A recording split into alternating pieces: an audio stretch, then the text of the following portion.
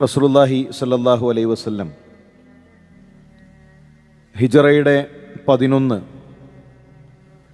റബീഉൽ അവ്വൽ 12 ഒരു തിങ്കളാഴ്ചയാണ് ഈ ലോകത്ത് നിന്ന് വിട പറയുന്നത്. അതിനു മുന്നേയുള്ള ഓരോ നിമിഷങ്ങളും പ്രവാചകൻ സല്ലല്ലാഹു അലൈഹി വസല്ലമയുടെ സ്വഹാബാക്കൾ നമുക്ക് പഠിപ്പിച്ചു നൽകി. അള്ളാഹുവിൻ്റെ റസൂൽ സല്ലല്ലാഹു അലൈഹി വസല്ലമയുടെ വസിയ്യത്തുകൾ, കുടുംബത്തോടുള്ള സംസാരങ്ങൾ ഓരോന്നും ചരിത്രത്തിൽ നമുക്ക് കാണാൻ സാധിക്കും.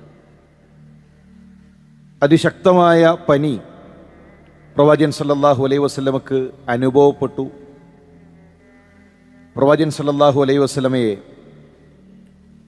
ഒരു കട്ടിയുള്ള പുതപ്പ് കൊണ്ട് പുതപ്പിച്ചിരുന്നു.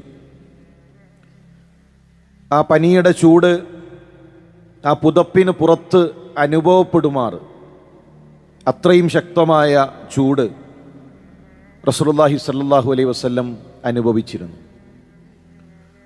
അള്ളാഹുവിൻ്റെ റസൂലിൻ്റെ തലയുടെ മുകളിൽ ഒരു തോൽപാത്രം തൂക്കിയിടുകയും അതിൽ നിന്ന് അല്പാൽപമായി വെള്ളം പ്രവാചകൻ സല്ലല്ലാഹു അലൈഹി വസല്ലമയുടെ ദേഹത്തേക്ക് ഇറ്റിറ്റ് വീഴുന്നുണ്ടായിരുന്നു.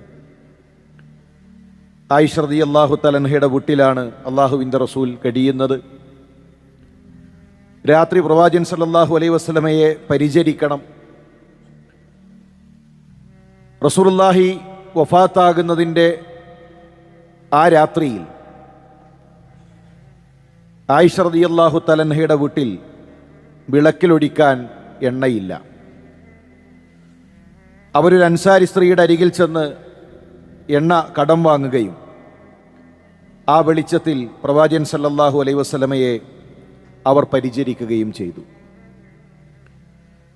മരണപ്പെടുന്നതിൻ്റെ 2 ദിവസം മുമ്പാണ് സ്വഹാബത്തിൻ്റെ കൂടെ ജമാഅത്തായി റസൂലുള്ളാഹി സ്വല്ലല്ലാഹു അലൈഹി വസല്ലം നമസ്കരിക്കുന്നത്.